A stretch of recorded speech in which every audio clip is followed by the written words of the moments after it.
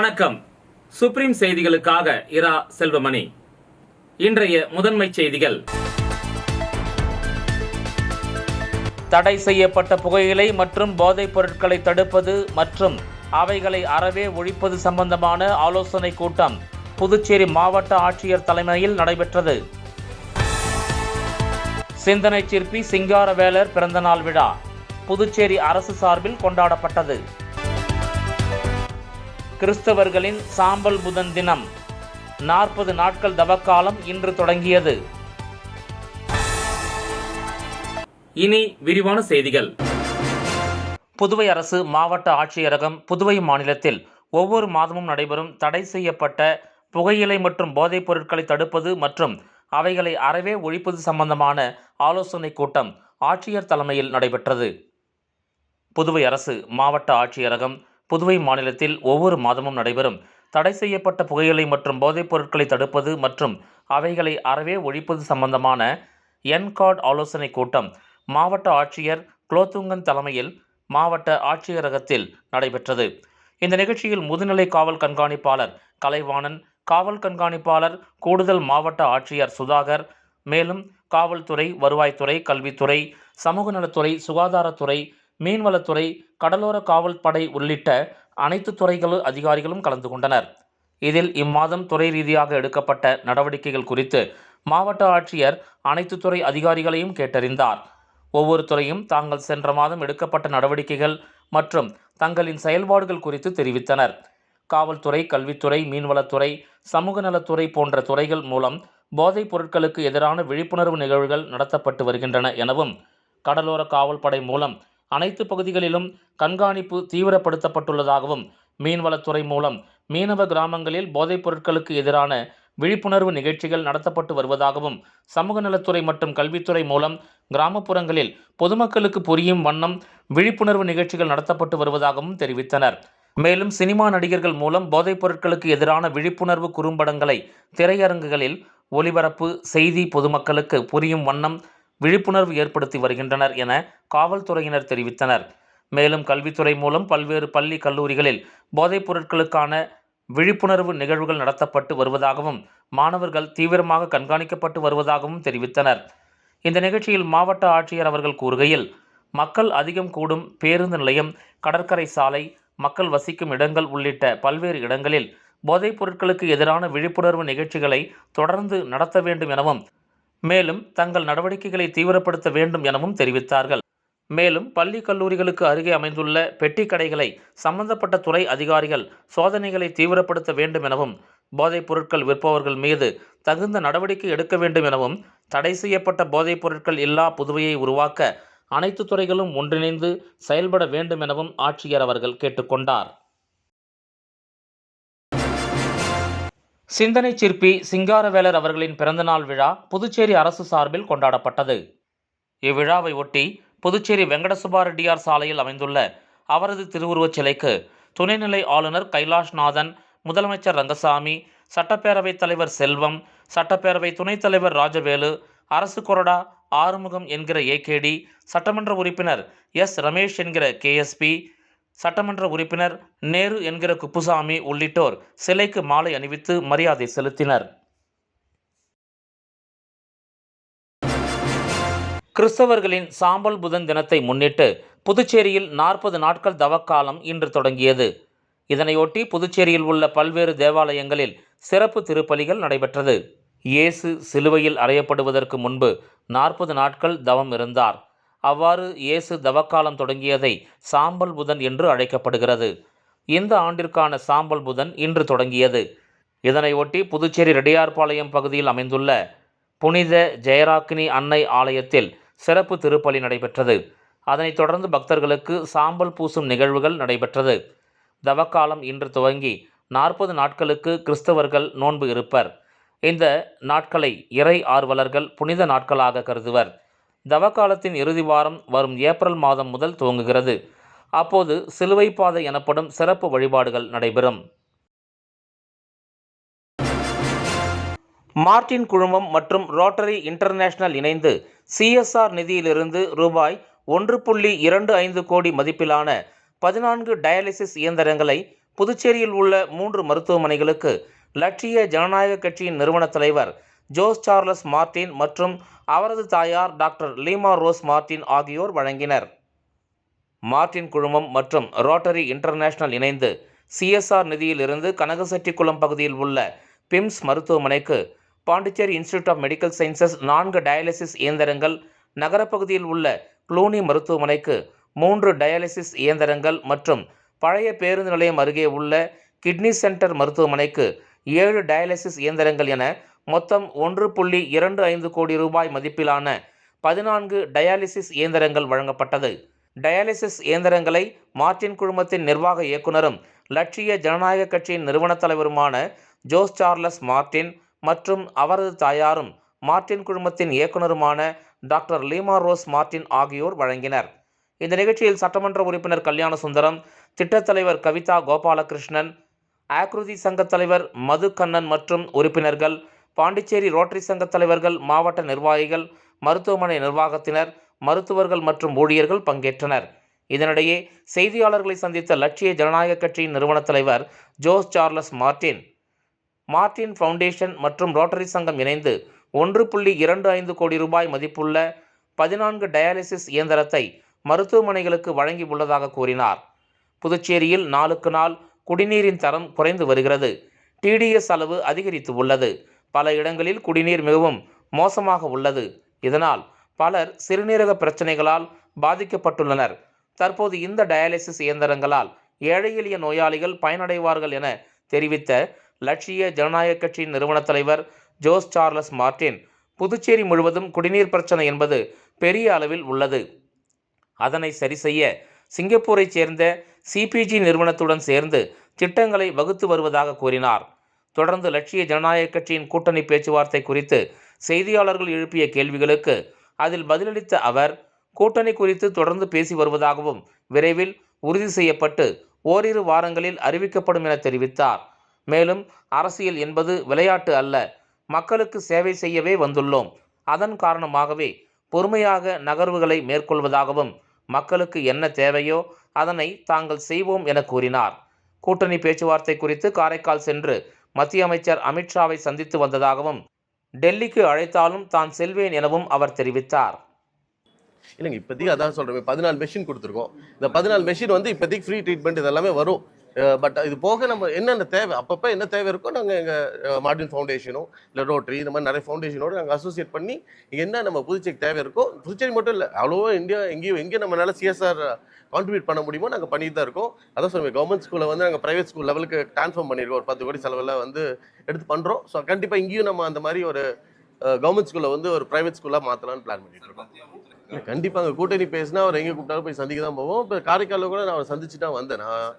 அதனால எல்லா பேச்சும் நடந்துட்டு இருக்கு. இன்னொரு 1 வீக் இன்னொரு 10 டேஸ் உங்களுக்கு எல்லாமே கிளாரிட்டி. கண்டிப்பாக அதான் சொல்றேன், தேர்தல் போட்டியிட்டு காமராஜர் எப்பயும் சொல்லிட்டேனே அன்னைக்கு. புதுச்சேரியில் மனிதநேய மக்கள் கட்சியின் எழுச்சி மாநாடு நடைபெற்றது. புதுச்சேரியில் மனிதநேய மக்கள் கட்சியின் சார்பில் மாநில உரிமைகளையும் சிறுபான்மையினரின் கோரிக்கைகளையும் வலியுறுத்தி எழுச்சி மாநாடு புதுச்சேரி தட்டாஞ்சாவடி கமிட்டி மைதானத்தில் மிக பிரம்மாண்டமாக நடைபெற்றது. இந்த மாநாட்டில் பல்வேறு முக்கிய தீர்மானங்கள் முன்வைக்கப்பட்டன. உள்ளாட்சி முதல் நாடாளுமன்றம் வரை இஸ்லாமியர்களுக்கு உரிய அரசியல் பிரதிநிதித்துவம் வழங்கப்பட வேண்டும். கல்வி மற்றும் வேலைவாய்ப்பில் இஸ்லாமியர்களுக்கான இடஒதுக்கீட்டை 2 விழுக்காட்டிலிருந்து 6 விழுக்காடாக உயர்த்த வேண்டும். வக்பு வாரியத்திற்கு தனி அமைச்சகம் அமைத்து உடனே தலைவரை நியமிக்க வேண்டும். புதுச்சேரிக்கு தனி மாநில அந்தஸ்து வழங்க வேண்டும் உள்ளிட்ட பல்வேறு கோரிக்கைகளை தீர்மானங்களாக நிறைவேற்றப்பட்டன. இதில் மாமக மாநில தலைவர் பேராசிரியர் ஜவாஹிருல்லா MLA மற்றும் மாநில பொதுச் செயலாளர் அப்துல் சமத் MLA ஆகியோர் சிறப்புரையாற்றினர். இதில் புதுச்சேரி பிரதேச காங்கிரஸ் தலைவர் வைத்திலிங்கம் MP, சட்டமன்ற எதிர்க்கட்சித் தலைவர் சிவா மற்றும் கம்யூனிஸ்ட் கட்சிகள், விடுதலை சிறுத்தைகள், மக்கள் நீதி மய்யம் உள்ளிட்ட பல்வேறு கூட்டணி கட்சி தலைவர்கள் மற்றும் முக்கிய பிரமுகர்கள் பலர் கலந்து கொண்டனர். மாவட்ட தலைவர் NMS சகாபுதீன் தலைமையில் நடைபெற்ற இந்த நிகழ்வில் ஆயிரக்கணக்கான தொண்டர்கள் மற்றும் பொதுமக்கள் கலந்து கொண்டனர். புதுச்சேரி மாநிலத்தின் உரிமைகளை மீட்டெடுக்கவும் சமூக நீதியை நிலைநாட்டவும் இந்த மாநாடு ஒரு முக்கிய மைல்கல்லாக அமைந்தது என்று கூறப்பட்டது. காமராஜர் நகர் தொகுதியின் மேம்பாட்டை கருத்தில் கொண்டு லட்சிய ஜனநாயக கட்சியின் தலைவர் ஜோஸ் சார்லஸ் மார்ட்டின் ஆய்வு மேற்கொண்டார். புதுச்சேரி காமராஜர் தொகுதியில் உட்பட்ட ராஜீவ் நகர், 3வது குறுக்கு தெரு உள்ளிட்ட பகுதிகளில் தொகுதி மக்களை நேரில் சந்தித்து அவர்களின் தேவைகள் மற்றும் கருத்துக்களை கேட்டறிந்தார். அப்போது அப்பகுதி மக்கள் நீண்ட காலமாக சாலை வசதி தொடர்பான கோரிக்கைகள் இருப்பதாகவும் குடிநீர் விநியோகம் சீராக இல்லாதது குறித்து தங்களின் நிலையை எடுத்துரைத்தனர்.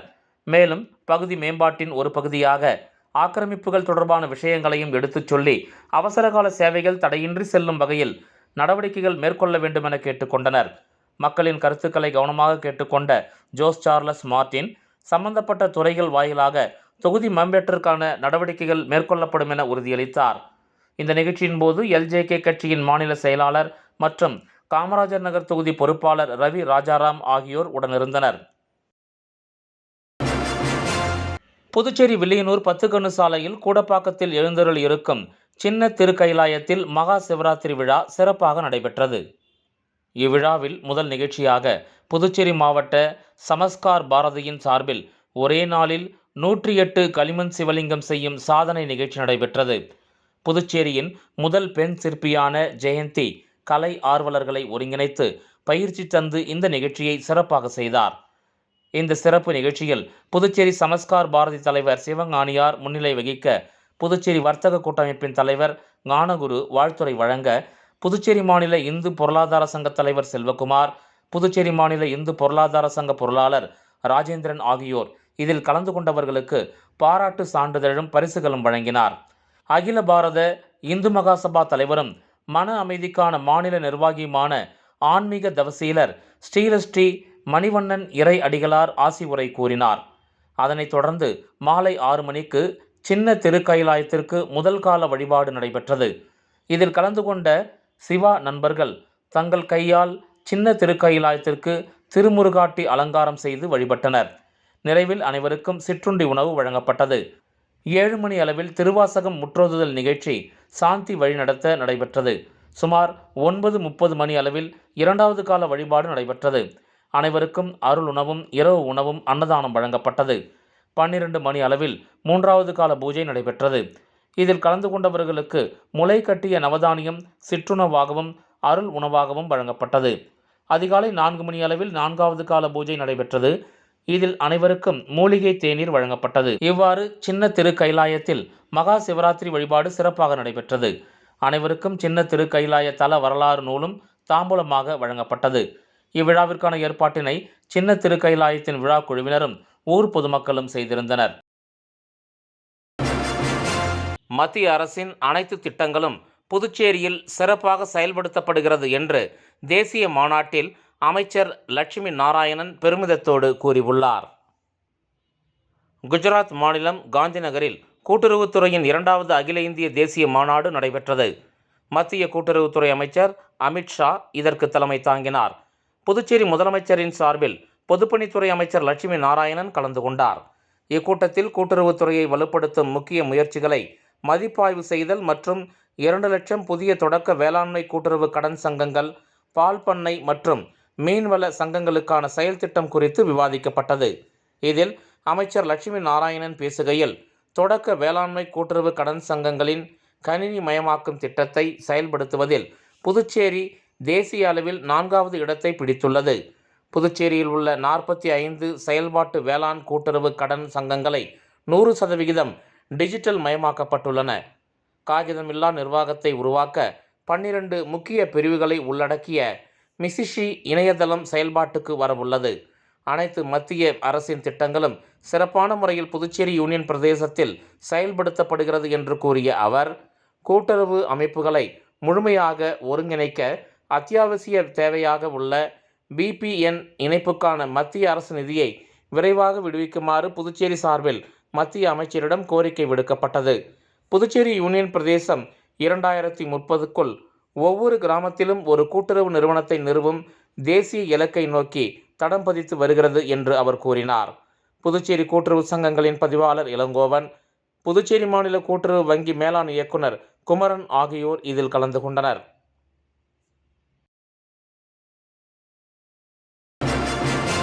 திருபுவனை தொகுதி களித்தீர்த்தால் குப்பம் கிராமம் வடிகால் வாய்க்காலில் பாதுகாப்பு சுவர் அமைக்கும் பணிக்கான பூமி பூஜையை சட்டமன்ற உறுப்பினர் அங்காளன் தொடங்கி வைத்தார். புதுச்சேரி மாநிலம் திருபுவனை சட்டமன்ற தொகுதிக்கு உட்பட்ட களித்தீர்த்தால் குப்பம் கிராமம் வடிகால் வாய்க்காலில் கோவிந்தசாமி நகர் பாலம் அருகே பாதுகாப்பு சுவர் அமைக்கும் பணிக்கு 26,90,000 மதிப்பில் பூமி பூஜை நடைபெற்றது. இதில் திருபுவனை தொகுதியின் சட்டமன்ற உறுப்பினர் அங்காளன் கலந்து கொண்டு விழாவிற்கு தலைமை தாங்கி பூமி பூஜை செய்து பணியினை தொடங்கி வைத்தார். இவ்விழாவில் பொதுப்பணித்துறை தலைமை பொறியாளர் வீரசெல்வம், பொதுப்பணித்துறை கண்காணிப்பு பொறியாளர் சுந்தரமூர்த்தி, நீர்ப்பாசன பிரிவு செயற்பொறியாளர் ராஜ்குமார், உதவி பொறியாளர் ஸ்ரீநாத், இளநிலை பொறியாளர் பாலாஜி மற்றும் ஒப்பந்ததாரர் தணிகாச்சலம் ஆகியோர் கலந்து கொண்டு விழாவினை சிறப்பித்தனர். இப்பணியை புதுச்சேரி அரசு பொதுப்பணித்துறை நீர்ப்பாசன பிரிவு வாயிலாக 3 மாத காலத்தில் முடிக்க உத்தேசிக்கப்பட்டுள்ளது. இவ்விழாவில் முக்கிய பிரமுகர்களும் ஊர் பொதுமக்களும் கலந்து கொண்டு விழாவினை சிறப்பித்தனர். விளம்பர இடைவேளைக்கு பிறகு செய்திகள் தொடரும்.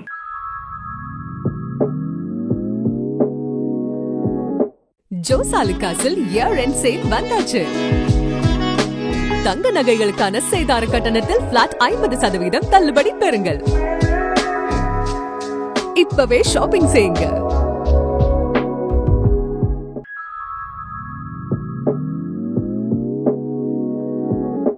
ஜோசாலுகாஸில் இயர் எண்ட் சேல் வந்தாச்சு. தங்க நகைகளுக்கான சேதார கட்டணத்தில் பிளாட் 50% தள்ளுபடி பெறுங்கள். இப்பவே ஷாப்பிங் செய்யுங்க. செய்திகள் தொடர்கின்றன. புதுவை ராஜ்பவன் தொகுதி மகளிருக்கு மகளிர் தினத்தை முன்னிட்டு புதுச்சேரி மாநில பாஜக தலைவர் வி.பி. ராமலிங்கம் அன்பு பரிசு வழங்கினார். புதுச்சேரி ராஜ்பவன் தொகுதிக்கு உட்பட்ட வைத்திக்குப்பம் பகுதியில் புதுவை மாநில பாஜக தலைவர் வி.பி. ராமலிங்கம் மகளிர் தினத்தை முன்னிட்டு பாசமுள்ள சகோதரிகளுக்கு அன்பு பரிசு வழங்குதல் எனும் நிகழ்ச்சியின் மூலம் தொகுதியைச் சேர்ந்த மகளிருக்கு அன்பு பரிசு வழங்கினார். இந்த நிகழ்ச்சிக்கான ஏற்பாடுகளை புதுச்சேரி மாநில ராஜ்பவன் தொகுதி பாரதிய ஜனதா கட்சி நிர்வாகிகள் மற்றும் புதுச்சேரி VPR அறக்கட்டளை சார்பில் சிறப்பாக செய்யப்பட்டிருந்தது.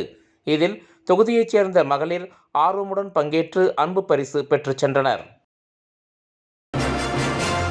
புதுவை மாநில மக்கள் முன்னேற்றக் கழகத்தின் சார்பில் சிங்காரவேலர் பிறந்தநாள் விழாவை ஒட்டி அன்னாரின் சிலைக்கு மாலை அணிவித்து மரியாதை செலுத்தப்பட்டது.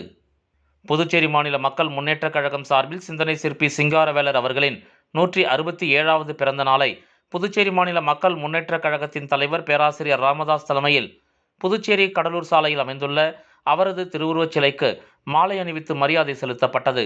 இந்த நிகழ்ச்சியில் கழகத்தின் மாநில துணைத் தலைவர்கள் நித்யானந்தம், சுந்தரமூர்த்தி, மாநில செயலாளர்கள் ரவிக்குமார், முருகன், தனஞ்சயன், ஆதி திராவிடர் அணி தலைவர் முருகையன், மீனவர் அணி தலைவர் இதயச்சந்திரன், ஆனந்தன், ஜெயபால், பால்ராஜ், காலாப்பட்டு குமார், மகளிர் அணி சோஃபியா, ஜெயந்தி, தடம் அறக்கட்டளை தலைவர் அசோகா சுப்பிரமணியன் மற்றும் திரளானோர் கலந்து கொண்டனர்.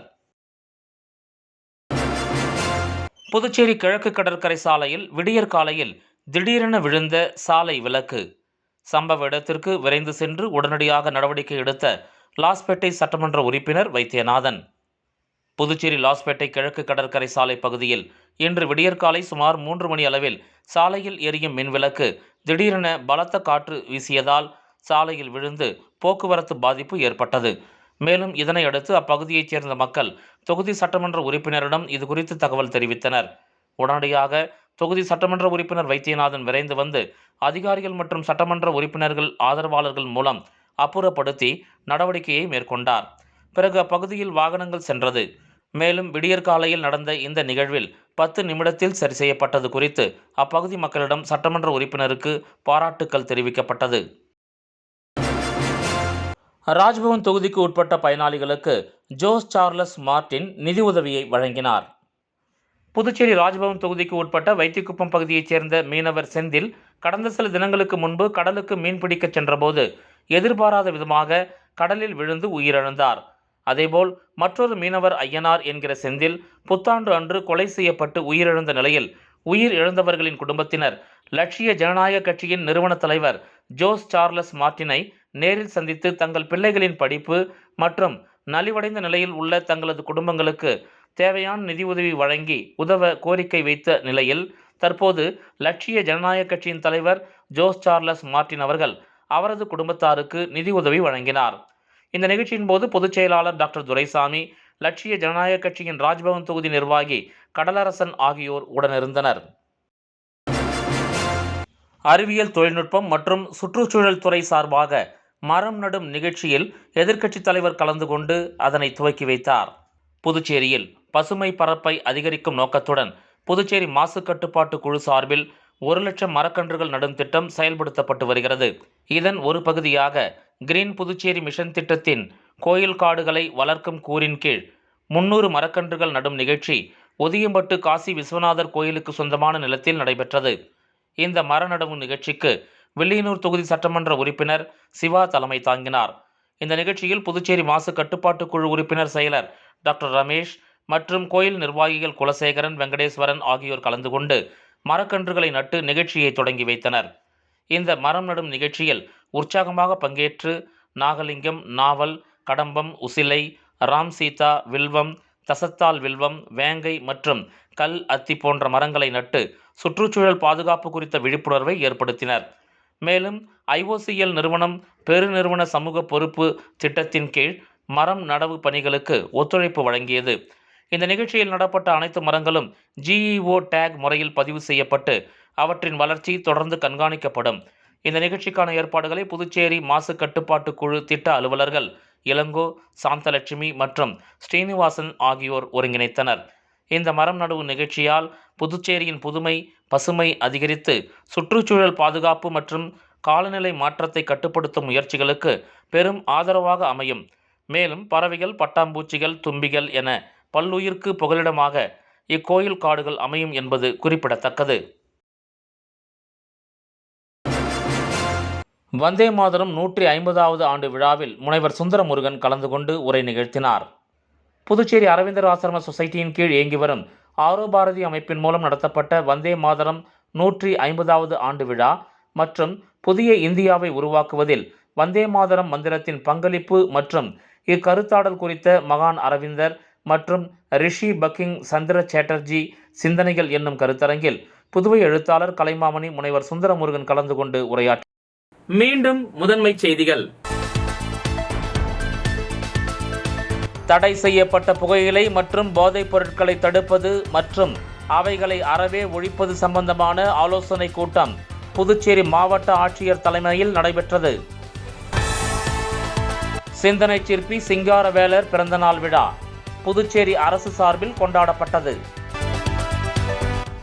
கிறிஸ்தவர்களின் சாம்பல் புதன் தினம் 40 நாட்கள் தவக்காலம் இன்று தொடங்கியது. இந்த செய்தி அறிக்கை இத்துடன் நிறைவு பெறுகிறது. வணக்கம்.